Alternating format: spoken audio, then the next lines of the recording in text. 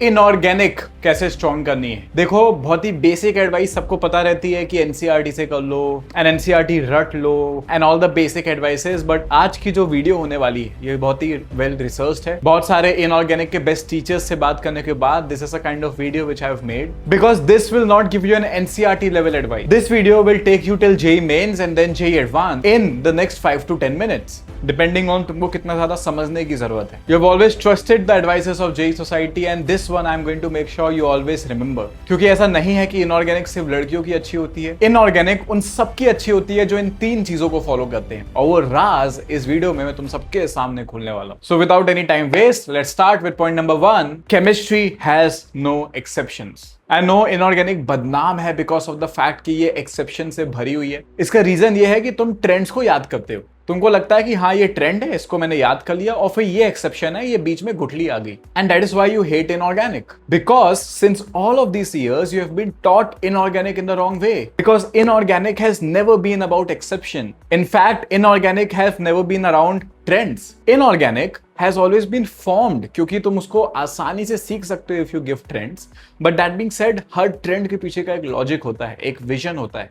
If you don't understand that, you will always be regretting about exceptions. So rather than wasting your time and learning exceptions, it's extremely important for you develop this one habit instead. Start understanding the reason behind a trend and the reason behind an exception. और तुमको कभी भी कोई भी teacher बोले, चाहे वो तुम्हारा क्लासरूम टीचर हो या यूट्यूब टीचर हो, कि ये एक एक्सेप्शन है, इसको बस याद कर लो, दिस मीन्स वो तुमको एक गलत एडवाइस दे रहा है। You all are going to become engineers, you are going to be the problem solvers of the world and I truly mean it. तुम दुनिया में कुछ भी नहीं कर पाओगे just by memorising the text book knowledge.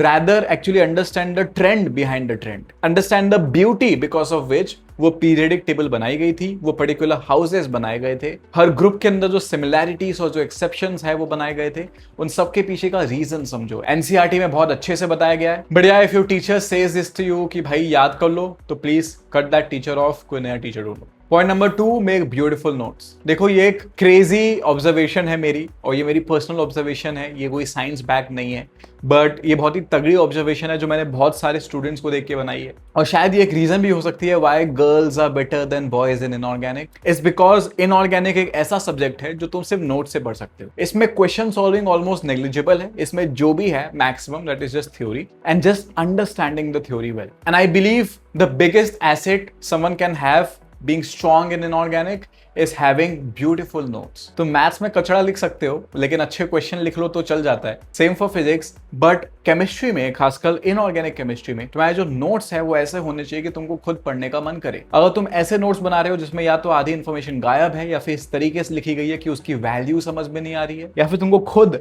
अपने नोट्स को देख के मन नहीं कर रहा उसको खोलने का, तो बेड़े चेंज करो अपने नोट्स। इनऑर्गेनिक में किसी के कभी नोट्स खरीदने नहीं चाहिए, ये बहुत ही खराब एडवाइस होती है। तुम चाहो तो शॉर्ट नोट्स खरीद सकते हो, उससे तुम थोड़ा बहुत रिवाइज कर सकते हो, but if you want to make detail notes, make it yourself. ठीक है भाई, तो एक काम कर सकते हो, मिशन पे चले जाओ कि आज एक दिन बैठ के इनऑर्गेनिक के 2 से 3 चैप्टर्स के सारे नोट्स थोड़े ब्यूटीफुली लिखूंगा ताकि समझ में आए मुझे। Right, we don't need 4 pens, maybe 1 या 2 अच्छे पेन से अच्छे स्पेसिंग के साथ अगर तुम अच्छे नोट्स लिखते हो तो उसको रिवाइज करना आसान हो जाता है। Now this is not a compulsory fact, this is not a science based fact, but yeah, this is something which I've seen as a general observation and you know the reasoning behind it, and that's the reason मेरा first था तुमको ये बात बताना। Point number 3, and this is exactly opposite of the organic वाला point जो मैंने organic chemistry की वीडियो में बनाया था, जो मैंने just last week डाला था। And the point is, inorganic can never be understood in one time। और मैं तुमसे मजाक नहीं कर रहा हूँ, तुम पूरा inorganic पढ़ लो, दुनिया के बेस्ट टीचर से पढ़ लो, and 2 महीने बाद उन नोट्स को वापस खोदो, I am sure तुम कुछ ना कुछ नई चीज जरूर सीखोगे। Although वो नोट्स तुमने बनाए हैं, although तुमने उस नोट्स के ऊपर टेस्ट भी दिया है, बट फिर भी